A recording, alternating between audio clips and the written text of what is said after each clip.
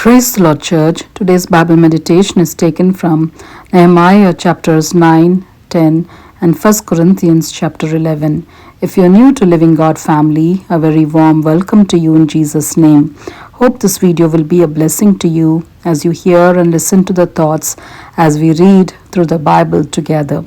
I encourage you to read the chapters during your personal devotion time and become recipients of listening to God's voice daily.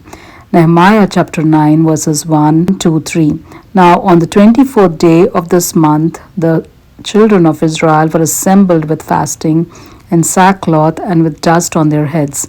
Then those of Israelite lineage separated themselves from all foreigners, and they stood and confessed their sins and the iniquities of their fathers.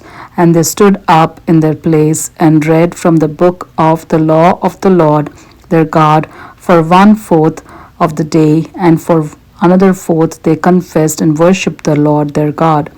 God the Almighty inhabits the praises of His people.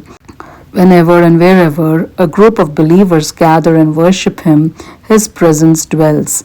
He communes with His children through His word, worship in song, and waiting upon Him with a surrendered and submitted heart. Nehemiah, as a leader, made that happen for people to experience as they gathered and meditated upon God's word with families.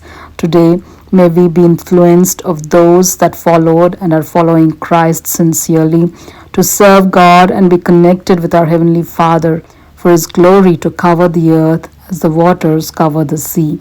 As we read in 1 Corinthians chapter 11 verse 1, imitate me just as I imitate Christ. Praise be to our wonder-working God. In Jesus' name, amen.